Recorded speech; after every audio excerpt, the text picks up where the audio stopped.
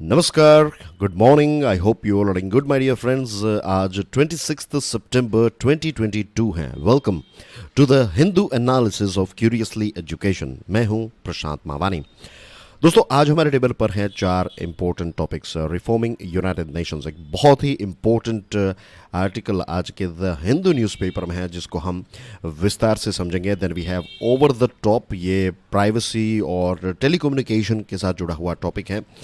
एक केरला में ग्रुप है, ये एक वायोलेंट फ्रंट है, इसके बारे में बात करेंगे। And then we have soft power and sports, ये भी एक बहुत ही इंटरेस्टिंग आर्टिकल है।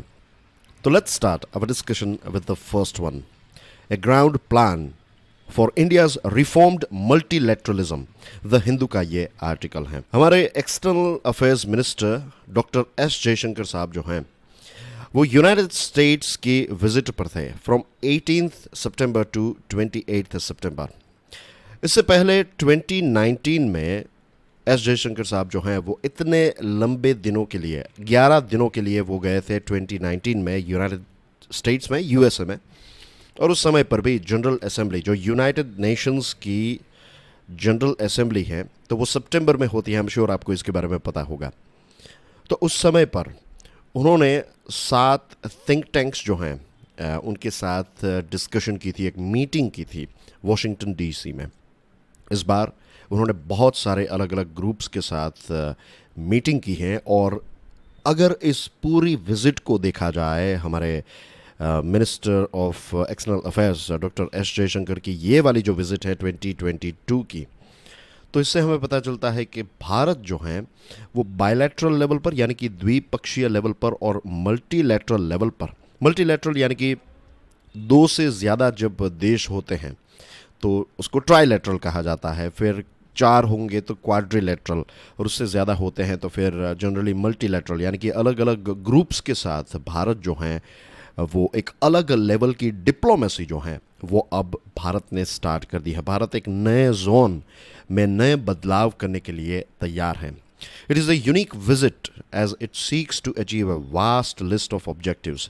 हमारा जो लिस्ट है ऑब्जेक्टिव्स का, हमारे जो गोल्स हैं भारत के, वो बहुत ही वाइड हैं, बहुत ही वास्ट हैं। 77th सेशन जो रहा यूनाइटेड नेशंस जनरल असेंबली का, इसकी शुरुआत हुई थी 13 सितंबर को। लेकिन जो हाई लेवल वीक है, मीन्स जो पीक पर 18 सितंबर से 28 सितंबर के बीच का जो समय था, तो उसमें हमने बहुत सारी चीज़ें जो हैं वो की हैं। वो सारी चीज़ों को देखेंगे और समझेंगे कि क्या नई चीज़ें जो हैं वो भारत अचीव करना चाहता है।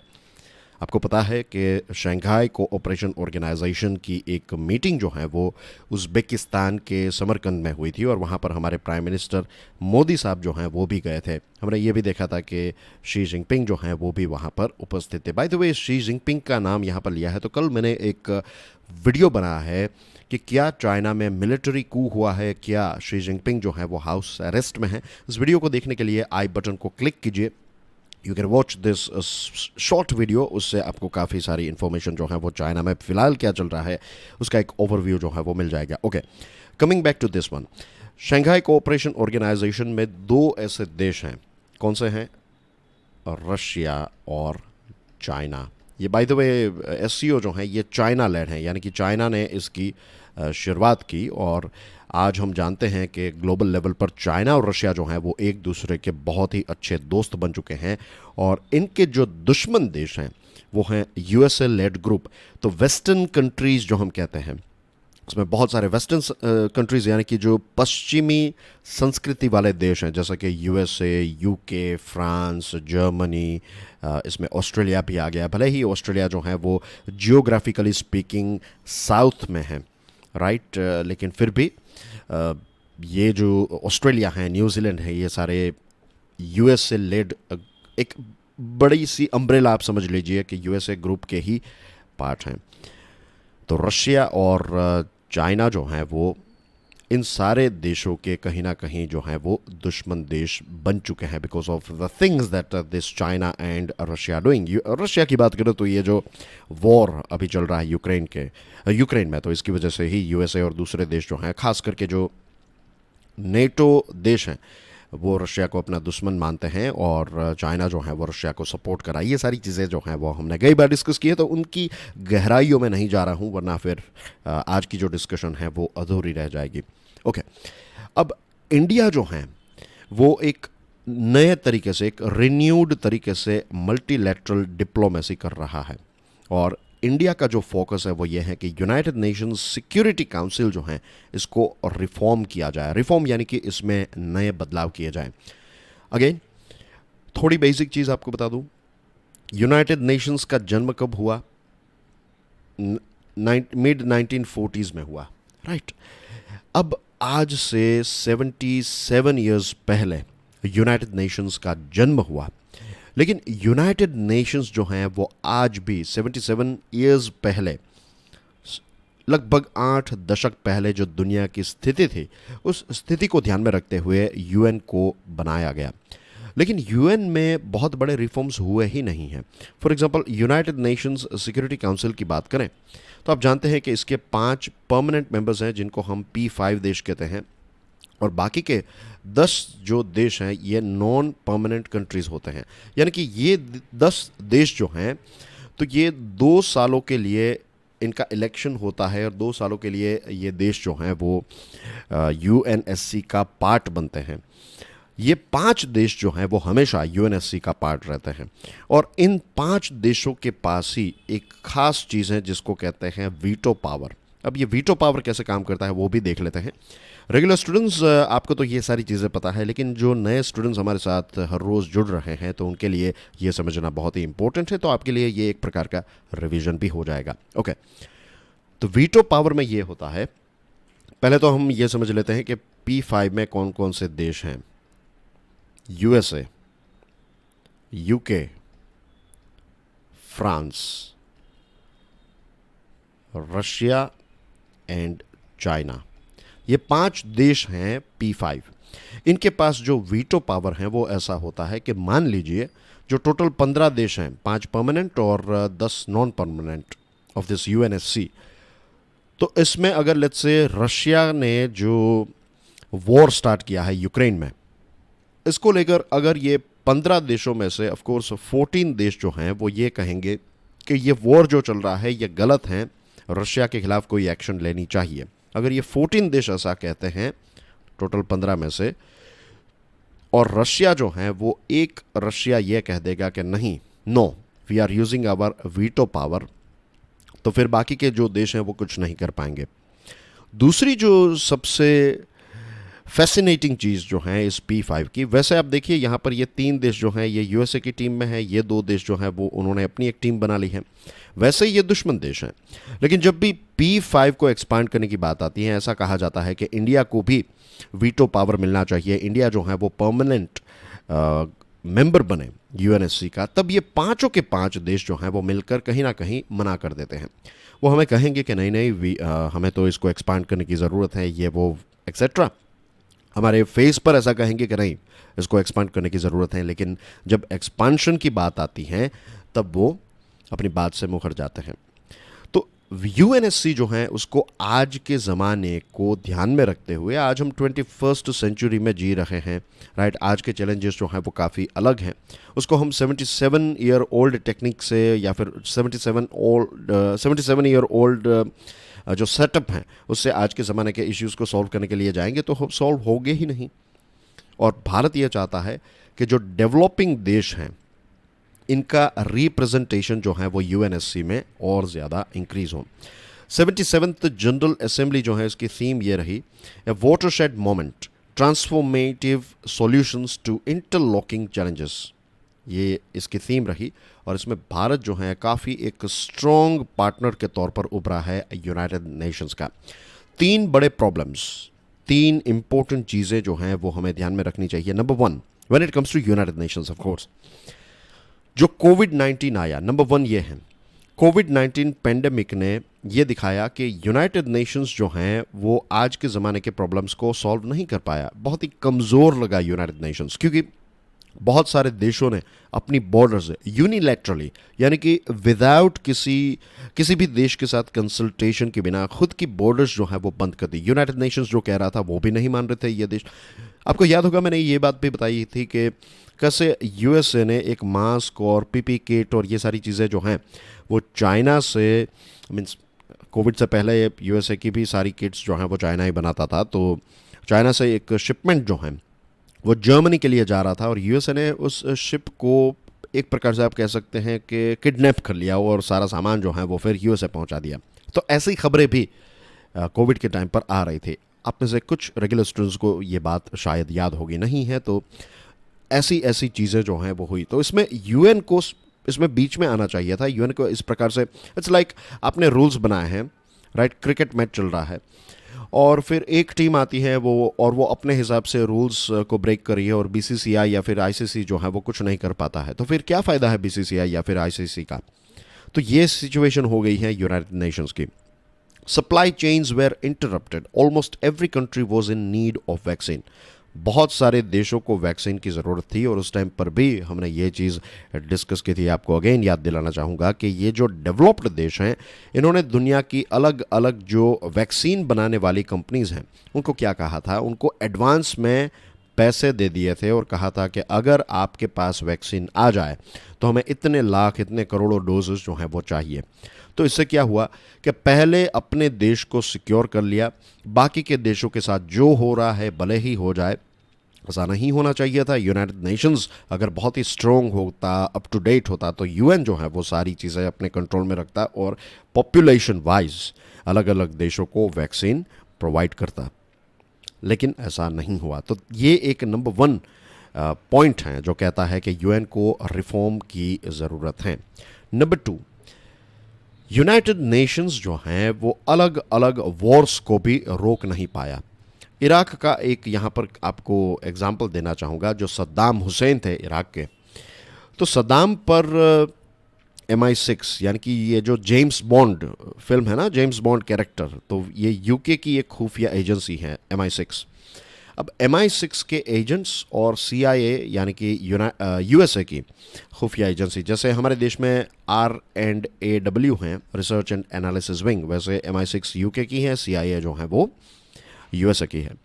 तो MI6 और CIA ने यह कहा कि इराक के सद्दाम हुसैन जो हैं उनके पास न्यूक्लियर वेपन्स हैं और उस टाइम पर टोनी ब्लेयर यूके के प्राइम मिनिस्टर थे और वॉशिंगटन में जॉर्ज W बुश थे। तो उन्होंने ये डिसाइड किया कि अब इराक जो है उस पर अटैक किया जाएगा और इनके वेपन्स जो हैं उनको डिस्ट्रॉय किया जाएगा। और उसके बाद ऑफिशियली ये सारा इराक जो है उसको डिस्ट्रॉय कर दिया, उस पर अटैक कर दिया, ये सारी चीज़ें हो गई। और फिर कुछ सालों के बाद ऑफिशियली टोनी ब्लेयर यूके के फॉर्मर प्राइम मिनिस्टर जो हैं उन्होंने मीडिया में ये कहा कि MI6 और CIA ने गलती की थी, मीन्स रॉन्ग इन्फॉर्मेशन दी और रॉन्ग इन्फॉर्मेशन की वजह से ये चीज़ हो गई। जस्ट इमेजिन कि अगर UN जो है वो स्ट्रॉन्ग होता तो ये चीज़ जो है वो कभी नहीं होने देता। इनफैक्ट जहाँ तक मुझे याद आ रहा है UNSC को भी फॉलो नहीं किया, डायरेक्टली USA जो है वो पहुँच गया इराक में, इन्वेजन कर दिया। रशिया और यूक्रेन के बीच में जो युद्ध हुआ, तो क्या रशिया जो है वो परमिशन लेने के लिए गया था UNSC के पास? नहीं। और रशिया को जिस प्रकार से वेस्टर्न वर्ल्ड बॉयकॉट कर रहा है, तो क्या ये भी UN के रूल्स एंड रेगुलेशंस अलाउ करते हैं? नहीं। तो ऐसी बहुत सारी चीज़ें जो हैं, बहुत सारे वॉर्स जिनको अगर UN स्ट्रांग होता तो इसको टाल सकता था। तो बहुत सारे दुनिया ने जो वॉर देखे वो इस वजह से देखे हैं क्योंकि UN जो है वो स्ट्रांग रहा। तो यहाँ पर UN को रिफॉर्म करने की ज़रूरत है। This is point number 2। Point number 3 अगर देखें तो that is rise of China. China की जो दादागिरी बढ़ चुकी है, एग्रेशन बढ़ चुका है अलग अलग जगहों पर। साउथ चाइना सी में फिलीपाइंस ने इंटरनेशनल लेवल पर केस फाइल किया। इंटरनेशनल कोर्ट ये कहती है कि नहीं, ये UNCLOS यानी कि UNCLOS, convention on law of seas, तो UNCLOS के रूल्स एंड रेगुलेशंस को चाइना फॉलो नहीं करता है। इंटरनेशनल कोर्ट एक जजमेंट देती है जो चाइना के खिलाफ है, तो इसको भी चाइना जो है वो रिजेक्ट कर देता है। इंडो पैसिफिक रीजन में एग्रेशन बढ़ने लगा है, ग्लोबली भी चाइना का एग्रेशन जो है वो काफ़ी बढ़ने लगा है, दुनिया के अलग अलग देशों के साथ कन्फ्रंटेशन और ये सारी चीज़ें चाइना करने लगा है, लेकिन इसको भी यूएनएससी या फिर यूएन जो है वो रोक नहीं पा रहा है।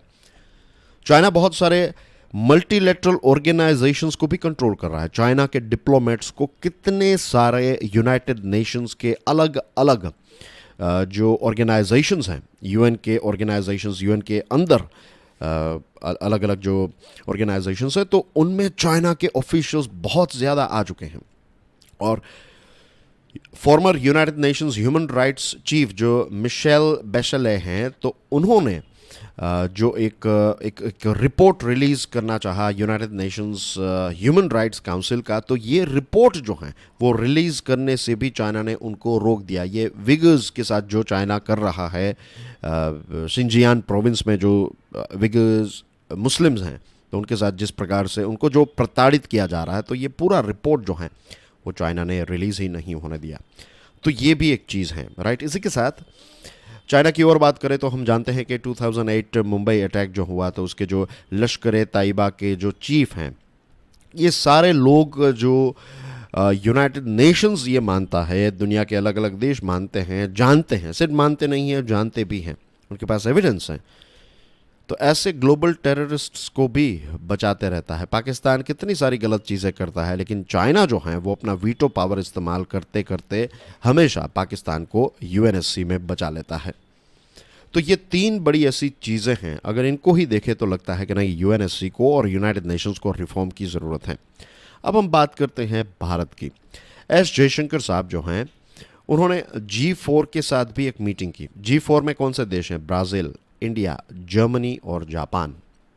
ये 4 देश ऐसे हैं जिनका ग्लोबल लेवल पर कंट्रीब्यूशन काफ़ी है, राइट। यूरोप की सबसे ताकतवर अगर कोई इकोनॉमी है तो दैट इज़ जर्मनी। जापान देखें, विनो के जापान का कंट्रीब्यूशन क्या है। भारत की बात करें, ब्राज़ील की बात करें, तो साउथ अमेरिका में सबसे ताकतवर देश अगर कोई है ब्राज़ील। लेकिन लैटिन अमेरिका यानी कि साउथ अमेरिका का एक भी देश जो है वो यूनाइटेड नेशन सिक्योरिटी काउंसिल का परमानेंट मेंबर नहीं है। तो ये चारों देश जो हैं वो यूएनएससी के परमानेंट मेंबर बनना चाहते हैं, और चारों देश जो हैं वो एक दूसरे को सपोर्ट भी करते हैं। अगर इंडिया अपना दावा रखेगा तो जर्मनी, जापान और ब्राज़ील जो है वो भी हमें सपोर्ट करेंगे कि नहीं, भारत को भी यूएनएससी का परमानेंट मेंबर बनना चाहिए। तो ये देशों के साथ मीटिंग की। इसी के साथ साथ एक L69 ग्रुप, इस पर भी एक वीडियो जो है वो मैं आने वाले समय में बनाऊंगा, आपको पता चल जाएगा कि what is L69 group. Reinvigorating multilateralism and achieving comprehensive reform of the United Nation security council, ये एक बहुत बड़ा ग्रुप है, राइट। तो इसकी भी एक हाई लेवल मीटिंग जो है वो भारत ने की, राइट। ये जो L69 ग्रुप है, तो इसमें एशिया के देश हैं, अफ्रीका, लैटिन अमेरिका, कैरेबियन और स्मॉल आइलैंड डेवलपिंग देश जो हैं वो भी इस L69 ग्रुप के पार्ट हैं। इसके साथ क्वाड की मीटिंग की, इप्सा यानी कि India, Brazil, South Africa, BRICS की मीटिंग की, प्रेसिडेंसी प्रो टेम्पोरे सिलैक, ये community of Latin America and Caribbean states हैं, इनकी भी मीटिंग की। इंडिया कैरिकॉम यानी कि कैरेबियन कम्युनिटी, तो ये भी एक मीटिंग हुई। इंडिया, फ्रांस, ऑस्ट्रेलिया की मीटिंग हुई। इंडिया, फ्रांस, यूएई की मीटिंग हुई। इंडिया, इंडोनेशिया, ऑस्ट्रेलिया, ये सारी अलग अलग मीटिंग्स जो हैं वो कंडक्ट की गई। तो यहाँ पर वी कैन सी कि इंडिया जो है वो अलग अलग ग्रुप के साथ, राइट, मिलकर फाइनली क्या अचीव करना चाहता है, यूएन को रिफॉर्म करना चाहता है। तो this is a new level, जो लेवल की मैंने बात की ना, तो ये एक नए लेवल पर इंडिया जो है वो आगे बढ़कर यूएन को रिफॉर्म करने की कोशिश कर रहा है। Hats off to our diplomats and diplomacy and of course prime minister Narendra Modi साहब की जो लीडरशिप है, और उनके एक टीम मेंबर एस जयशंकर साहब जो पहले डिप्लोमेट थे और अब वो MEA बने हैं, यानी कि मिनिस्टर ऑफ एक्सटर्नल अफेयर्स। तो काफ़ी अच्छी तरीके से हमारी ये फॉरेन ऑफिस जो है वो काम कर रही है। आई होप ये पूरा टॉपिक जो है वो आपको समझ में आ गया होगा। Now let's move on to the next one. Over the top the Hindu का ये आर्टिकल है। हाल ही में ड्राफ्ट टेलीकम्युनिकेशन बिल जो है, ये ड्राफ्ट है, ये फाइनल नहीं हुआ है, तो इस ड्राफ्ट को पब्लिक कमेंट्स के लिए रिलीज़ किया गया। पब्लिक कमेंट्स यानी कि जितने भी स्टेक होल्डर हैं, मैं, आप, हम सब इस टेलीकम्युनिकेशन बिल जो है उसमें अपने इनपुट्स दे सकते हैं। This is how it works. कोई भी बिल जो होता है तो इस बिल को पब्लिक कमेंट्स के लिए रखा जाता है। कैबिनेट जब इसको क्लियर करती है, मीन्स कैबिनेट जब रेडी होती है कि चलो ये बिल अच्छा है, फाइनल ड्राफ्टिंग हो गई, फाइनल इन द सेंस कि अगर कोई ड्राफ्ट मीन्स एक ड्राफ्ट तैयार हो गया तो उसको पब्लिक कमेंट के लिए रखा जाता है। एक डेट होती है कि इतने समय तक लोग जो हैं वो अपने इनपुट्स दे सकते हैं। तो इंडस्ट्री के लोग, एक्सपर्ट्स, ये अपने अपने इनपुट्स जो हैं वो टेलीकम्युनिकेशन बिल में सरकार को प्रोवाइड करते हैं और इन सारी चीज़ों को स्टडी करके एक फाइनल ड्राफ्ट जो है वो तैयार किया जाता है। फिर कैबिनेट उसको अप्रूव करता है, फिर उसको पार्लियामेंट में रखा जाता है, फिर उसको वोट मिल जाता है या फिर उसको पास किया जाता है, फिर प्रेसिडेंट इस पर सिग्नेचर करते हैं और फाइनली वो हमारे देश का कानून बन जाता है। This is how it works. ये पूरी प्रोसेस मैंने आपको समझा दी है। ओके, तो ये ड्राफ्ट कम्युनिकेशन बिल जो है, इसमें सबसे बड़ी झलक जो नज़र आ रही है वो ये है कि सरकार सारी चीज़ों को अपने कंट्रोल में लेने की कहीं ना कहीं कोशिश कर रही है। यही चीज़ इस ड्राफ्ट कम्युनिकेशन टेलीकम्युनिकेशन बिल में हमें नज़र आ रही है, राइट। जब हम डिजिटल एप्लीकेशंस की बात करें, मोबाइल ऐप्स और OTT प्लेटफॉर्म्स की बात करें, जिसमें व्हाट्सएप आ गया, जूम, नेटफ्लिक्स, ये सारी चीज़ें जो हैं टेलीकम्युनिकेशन सर्विसेज का, जिसको ये सारी चीज़ों को OTT और डिजिटल एप्लीकेशंस को टेलीकम्युनिकेशन सर्विसेज के तौर पर देखा जाएगा, ये इस बिल में हमें नज़र आ रहा है। और जो टेलीकॉम सर्विस हैं, इसकी जो डेफिनेशन है उसको काफ़ी वाइड कर दिया है सरकार ने। तो ये जो नई डिफिनेशन है, इसमें सारी चीज़ें इसके तहत आ जाएगी। इसमें ब्रॉडकास्टिंग सर्विस आ गई, राइट, मैं यहाँ पर शॉर्ट फॉर्म में लिख रहा हूँ, ब्रॉडकास्टिंग सर्विसेज, ईमेल आ गए आपका वीडियो कॉल, डेटा, वीडियो और data communication services, internet, broadband services, over the top communication यानी कि OTT प्लेटफॉर्म्स, सारी चीज़ों को टेलीकम्युनिकेशन या फिर टेलीकॉम सर्विस के तहत सरकार जो है वो रखना चाहती है। अभी तक हमारे देश में क्या है कि जो इंडियन टेलीग्राफ एक्ट है 1885 का, बहुत ही पुराना है, एज यू कैन सी, तो एक बहुत ही पुराना जो एक्ट है उसमें थोड़े बहुत अपडेट्स जो हैं वो हम करते आए हैं। लेकिन आज के ज़माने में, पिछले अगर आप एक दशक में देखें तो कितने सारे बदलाव इसमें हुए हैं। तो अब हमारे देश को एक नया लीगल फ्रेमवर्क चाहिए। 21st सेंचुरी में जो चीज़ें हैं, इनकी रियलिटीज़ को ध्यान में रखते हुए हमें अप टू डेट एक लॉ बनाने की ज़रूरत है। और सिर्फ आज के रियलिटीज़ नहीं, फ्यूचर में क्या क्या चीज़ें होगी उसका भी एक एजम्पशन, एक अनुमान, एजुकेटेड गेस लगाकर रूल्स एंड रेगुलेशंस बनाने की ज़रूरत है।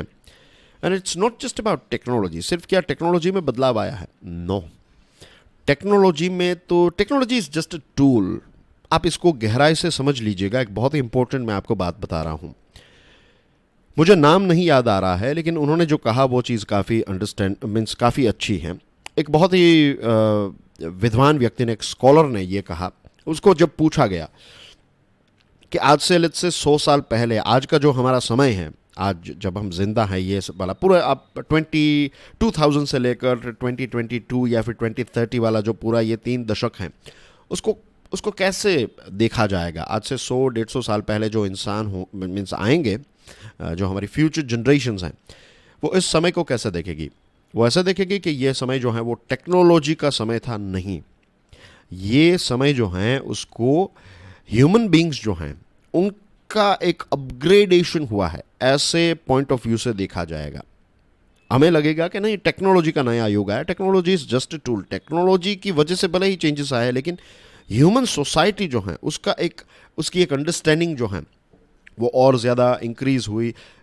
ऐसे इस युग को देखा जाएगा। और आज की आप देखिए डेमोक्रेटिक सोसाइटीज, अभी आप देखिए ईरान में क्या हुआ। ईरान में बहुत सारी महिलाएं जो हैं वो हिजाब जो होता है तो हिजाब को जला रही हैं, प्रोटेस्ट कर रही हैं। क्यों?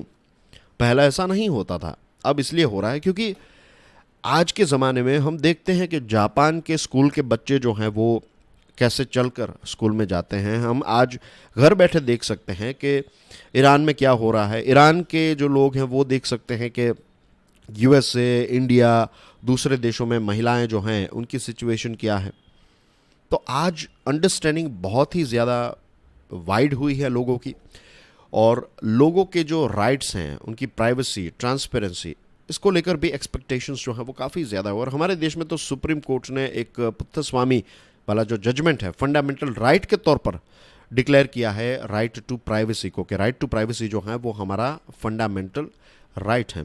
तो ये सारी चीज़ों को भी ध्यान में रखते हुए ड्राफ्ट बिल्स जो हैं उनको बनाना पड़ेगा। New draft disappoints on the above counts. अभी जो हमने चीज़ें डिस्कस की, तो ये सारी चीज़ों के पॉइंट ऑफ व्यू से देखें तो नया ड्राफ्ट जो है वो हमें इम्प्रेस नहीं करता है।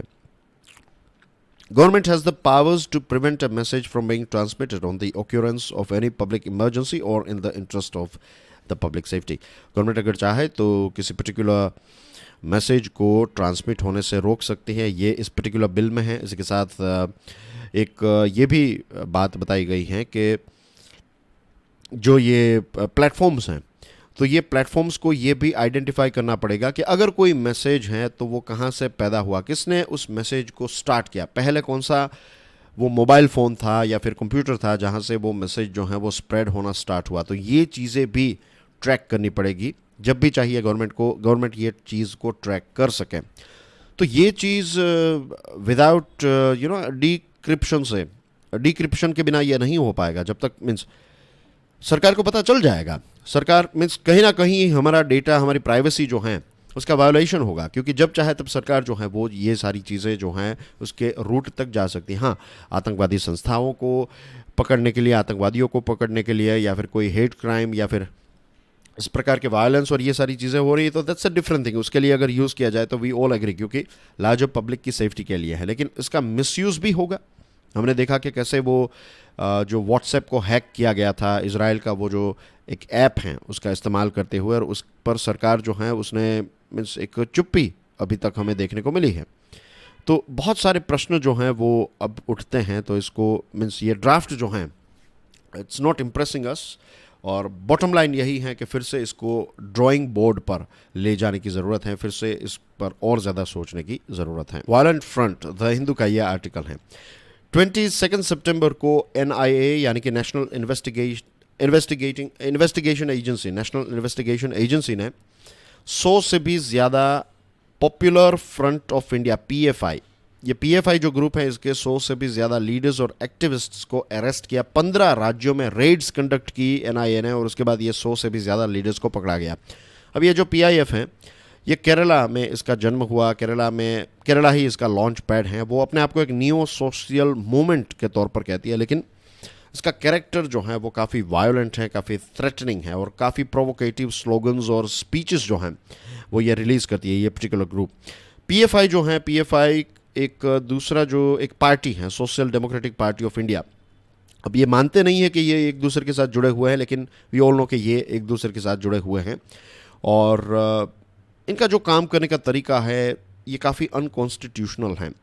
NIA ने 19 PFI रिलेटेड केसेस जो हैं वो रजिस्टर किए हैं, और 355 से भी ज़्यादा लोगों को चार्ज शीट किया है, और 46 लोगों का कन्विक्शन जो है ये भी सिक्योर कर लिया है NIA ने।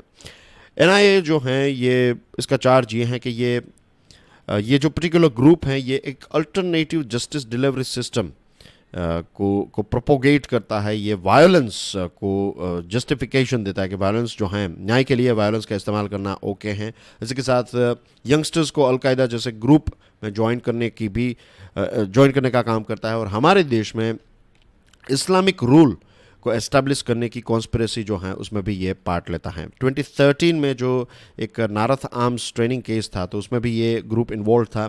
2020 में जो दिल्ली रायोट्स हुए तो उसमें भी लोगों को भड़काने का काम जो है वो इसने किया है, ऐसा इल्ज़ाम इस पर लगता है। और मनी लॉन्ड्रिंग और मनी जो पैसों को एक कॉज के लिए गैदर करने के लिए, डोमेस्टिकली और ओवरसीज़ फंड्स जो हैं अपने ऑपरेशंस के लिए, ये पैसे जो हैं वो इकट्ठा करता है। ये पर्टिकुलर चंदा जैसे हम लेते हैं वैसे कि भाई आप पैसा दीजिए, हम ये करना चाहते हैं, ये वो एक्सेट्रा। तो what we need now, we need to get rid of this radicalism. और ये रेडिकलिज्म जो है वो सिर्फ सरकार नहीं कर पाएगी, इंडिविजुअल्स और अलग अलग सोशल ग्रुप्स जो हैं मिलकर करेंगे। मुस्लिम्स, हिंदूज़, क्रिश्चियंस, सिख, दूसरी जो भी कम्युनिटीज़ हैं, पारसी एक्सेट्रा। तो ये इन सारे लोगों के, ये सारे अलग अलग रिलीजियस ग्रुप्स के जो धर्म गुरु हैं वो जब भाईचारा, एकता, इन सारी चीज़ों का मैसेज अपने अपने फॉलोवर्स को देंगे, सोसाइटी में एक बदलाव आएगा। एक तरफ से इंटर रिलीजियन मीटिंग्स हों, राइट, हिंदू के जो धर्मगुरु हैं उनके डिस्कशन मुस्लिम धर्मगुरुओं के साथ, क्रिश्चियन धर्मगुरु के सारे ग्रुप्स जो हैं वो मिलकर, क्योंकि हमारे देश में सबसे टॉप पर कौन है? कॉन्स्टिट्यूशन है। हमारा कॉन्स्टिट्यूशन हमारे देश को कैसा बनाता है? सेक्युलर देश बनाता है। हमारा इतिहास अगर देखें तो भी काफ़ी सेक्युलर रहा है। प्रॉब्लम्स तो चलते रहते हैं, अप डाउन्स होते रहते हैं, किसी ने कुछ गलत किया, लेकिन उनकी गलतियों की वजह से पूरे देश का स्ट्रक्चर जो है वो डिस्ट्रॉय डेफिनेटली नहीं होना चाहिए। तो इसमें सबसे पहले इंडिविजुअल अंडरस्टैंडिंग, कॉमन सेंस, उसके बाद रिलीजियस ग्रुप्स, उसके बाद स्टेट और सेंट्रल गवर्नमेंट और अलग अलग प्रकार के लोग जब मिलकर काम करेंगे। और मैं तो यहाँ पर यह भी कहूँगा कि जो एथिस्ट हैं, जो लोग किसी भी धर्म में विश्वास नहीं रखते हैं, उनको भी ऑन बोर्ड लाकर उनको भी डिस्कशन का, यहाँ पर आर्ग्यूमेंट, और ऐसा नहीं है कि ये ग्रुप सबसे ऊपर है या फिर हिंदूज आर द बेस्ट और मुस्लिम्स आर द बेस्ट या फिर उनका ही धर्म अच्छा है, ऐसी बात नहीं है। यहाँ पर पॉइंट होना चाहिए हमारा कॉन्स्टिट्यूशन, भाईचारा, कैसे हम सोसाइटी में एक दूसरे के साथ मिलकर रह सकें, कैसे भारत की तरक्की हो, कैसे हम दूसरे देशों को हमारे देश से इंस्पायर कर सकें।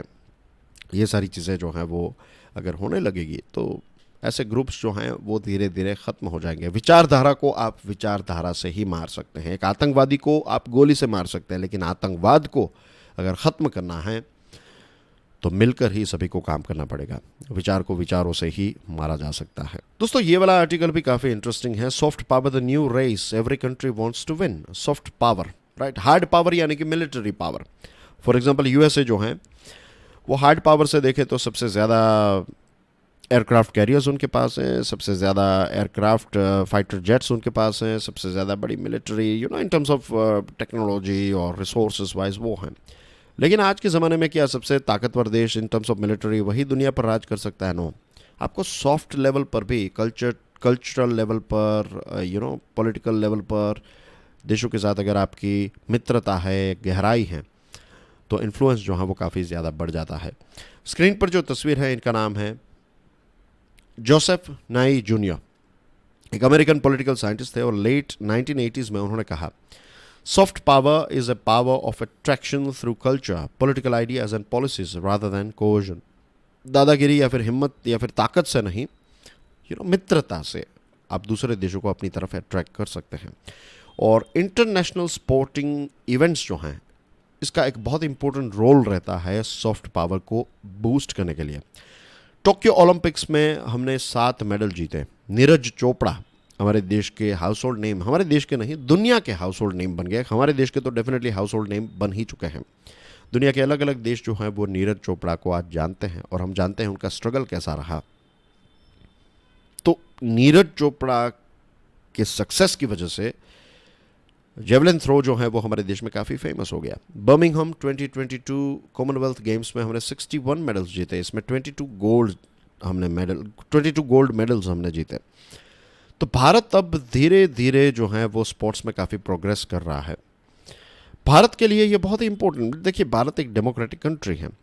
चाइना, रशिया, नॉर्थ कोरिया जैसे देश जो हैं वो अपनी ब्रांड इतनी जल्दी नहीं बना सकते एज ए कंट्री, राइट। कोई पर्टिकुलर प्रोडक्ट की बात नहीं कर रहा हूँ मैं, ये एज ए देश वो ब्रांड नहीं बन सकते क्योंकि बहुत डिफिकल्टीज हैं वहाँ पर, कम्युनिज्म और अलग प्रकार की सिस्टम है। हमारा देश डेमोक्रेटिक देश है, तो हमारे देश में सॉफ्ट पावर के पॉइंट ऑफ व्यू से देखें तो हमारे देश के पास बहुत ज़्यादा चांसेस है और आज के ज़माने सॉफ्ट पावर जितना उतना ज़्यादा आप आगे बढ़ सकते हैं। 2014 की सितंबर में मिनिस्ट्री ऑफ स्पोर्ट्स ने एक टॉप्स नाम की स्कीम निकाली। इसका फुल फॉर्म है टारगेट ओलंपिक पोडियम स्कीम। और इसमें क्या है कि हमारे देश के ओलंपिक्स और पैरा ओलंपिक्स के जो एथलीट्स हैं तो इनका परफॉर्मेंस इंक्रीज़ करना, उनको और ज़्यादा पैसों की सहायता देना, उनको हमारे देश के बेस्ट कोचेज़ जो हैं, देश के और इंटरनेशनल लेवल के कोचेज़ जो हैं, तो उनसे ट्रेनिंग दिलवाना। और यही बताया जाता है कि टॉप्स जो हैं इसकी वजह से ये ओलंपिक में, पैरा ओलंपिक में भारत को इतना अच्छा परफॉर्मेंस हमने प्रदर्शित किया, तो इसके पीछे टॉप्स जो हैं played a very important role. आज भी हम जो पर कैपिटा खर्च करते हैं पर डे, राइट, ये सिर्फ 3 पैसे हैं, 3 पैसे per day per capita on sports. China जो है वो 6.1 rupees per day per capita sports के पीछे खर्च करता है। तो यहाँ पर हमें इसमें और ज़्यादा इम्प्रूव होने की ज़रूरत है। मेगा स्पोर्टिंग इवेंट्स जो हैं इसकी वजह से व्यूअरशिप भी काफ़ी ज़्यादा होती है, लोग इसको देखते हैं और इन इवेंट्स के माध्यम से हम हमारे कल्चर, वैल्यूज़ और ट्रेडिशन को पूरी दुनिया के सामने रख सकते हैं। इंटरनेशनल ओलंपिक कमेटी का कहना यह है कि टोक्यो में जो ओलंपिक्स हुआ तो 3.5 बिलियन लोगों ने इसको देखा था। रियो 2016 में जब हुआ था उससे 74% ज़्यादा डिजिटल व्यूअरशिप जो है वो टोक्यो ओलंपिक्स की हुई। तो 3 चीज़ें जिस पर भारत फोकस कर सकता है। Number 1 is forging MOUs with nations that excel in specific sports. For example UK swimming के लिए काफ़ी अच्छा है, केनिया लॉन्ग डिस्टेंस रनिंग के लिए काफ़ी अच्छा है। तो इनके साथ फॉर एग्जांपल चाइना जो है वो क्रिकेट में आगे बढ़ना चाहता है, तो भारत चाइना की क्रिकेट टीम को ट्रेन करे, तो ये चीज़ हम कर सकते हैं। टॉप्स जो हैं इसमें एटलीस्ट 500 एथलीट्स जो हैं उनको ट्रेन करने की ज़रूरत है। एंड नंबर 3 इज़ कि प्राइवेट इन्वेस्टमेंट के माध्यम से हम इंफ्रास्ट्रक्चर को और ज़्यादा डेवलप करें। अनफॉर्चुनेटली आज भी स्कूल लेवल पर उतना ज़्यादा सपोर्ट जो है वो बच्चों को नहीं मिलता है। मीन्स आज भी जॉब्स पर ज़्यादा फोकस किया जाता है, स्पोर्ट्स पर उतना ज़्यादा फोकस नहीं रहता है, राइट। अगर स्पोर्ट्स, जस्ट इमेजिन कि अगर आप स्पोर्ट्स में लेट्स से अगर आप बास्केटबॉल खेल रहे हैं, जो हमारे देश में उतना फेमस नहीं है, लेकिन बास्केटबॉल के अगर आप प्लेयर हैं और अगर आपने स्कूल लेवल तक बास्केटबॉल खेला, फिर कॉलेज में भी बास्केटबॉल खेला, नेशनल लेवल पर गए, और उसके बाद अगर आपको पता चल जाए कि बास्केटबॉल में ही आपको एक अच्छी जॉब मिल जाएगी, हेल्थी सैलरी मिलेगी उसमें, राइट, आपका घर हमेशा चलेगा। आप कभी भी ऐसा नहीं होगा कि आप पैसों के लिए यहाँ वहाँ घूमते रहेंगे, ठोकरें खाते रहेंगे, ऐसा ना हो। लेट्स से 50,000 सैलरी आपकी हो जाएगी अगर आपने 10-15 साल स्कूल लेवल से लेकर कॉलेज लेवल तक बास्केटबॉल खेला है, तो कुछ ना कुछ जॉब आपको मिल जाएगी। लेट्स जस्ट इमेजिन ऐसा अगर सेटअप है, तो कितने सारे स्पोर्ट्स पर्सन, कितने सारे इवेंट्स जो हैं वो यहाँ पर होने लगेंगे, और कितने सारे बच्चे जो हैं, मीन्स जॉब जनरेशन की जो बात है ना वो भी होगी, और स्पोर्ट्स के बहुत सारे दूसरे बेनिफिट्स भी हैं। तो ये सारी चीज़ें जो हैं, ये पोटेंशियल जो हैं वो हम अनलॉक कर पाएंगे। And that's everything in today's discussion dear friends. एक क्वेश्चन है पीडीएफ को डाउनलोड करने के बाद इसको देख लीजिएगा। वीडियो पसंद आया हो तो share it with other students. Thank you very much for your love and support. I will see you soon with some more interesting videos. Till then enjoy your studies. God bless you all. जय हिंद।